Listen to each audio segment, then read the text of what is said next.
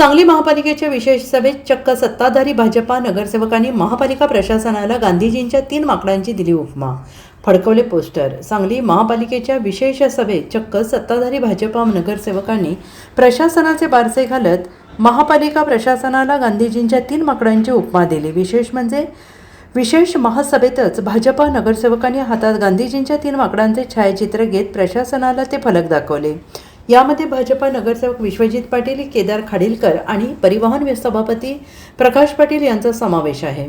कुपवाड परिसरातील विकास कामांकडे प्रशासनाचे होणारे दुर्लक्ष, नागरी सुविधा देण्यात आलेले अपयश, स्ट्रीट लाईट याबाबत नागरिकांच्या तक्रारींचे निराकरण होत नाही, यामुळे संतप्त झालेल्या नगरसेवकांनी आजच्या विशेष महासभेत प्रशासनाचा निषेध करत आपला संताप व्यक्त केला आहे.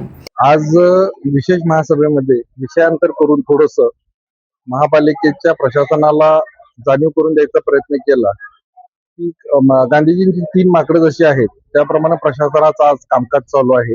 डोळे बंद आहेत. कुपवाड भागातील पाण्याच्या समस्या कडे महापालिका प्रशासनाचे पूर्णपणे डोळे बंद आहेत. कारण पाणी येत नाही. पाण्याचा 24 तास देण्याचा आम्ही जो नागरिकांना दिला होता ध्यास तो तेही आम्ही पूर्ण करू शकत नाही. तसेच घरपट्टी आपण वाढ करतोय तेही आपण पाणीच आपण जर देत नसतो तर आपण घरपट्टीच्या बाबतीत कसं आपण त्यांच्याकडे मागणी करणार. कान बंद आहेत. नागरिकांनी ड्रेनेजच्या बाबतीतल्या खुदाईच्या ज्या समस्या दिल्या होत्या तर ते ऐकायला प्रशासन तयारच नाहीये.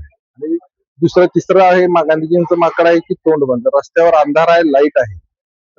समुद्रासारखी मोठं भूत आपल्या मानगुटीवर बसवलेलं होतं त्याचाही बंद स्वरूपात आहे. त्याच्यावरती कुणाचाही प्रशासनाचं कंट्रोल राहिलेलं नाही. आणखी नवीन काहीतरी शासनाकडून आलेली योजना किंवा एखादी संस्था जर आपल्या महापालिकेवरती लादली तर ते पुन्हा ते मोठं भूत होईल. तर अशी ही 3 माकडं गांधीजींची आहेत की डोळे बंद, कान बंद, तोंड बंद. प्रशासनाने पूर्ण जनतेकडे कानाडोळा केलेला आहे समस्यांवरती. आज हे मी आता महासभेत दाखवलेलं आहे. Bureau report, SBN Marathi, Sangli.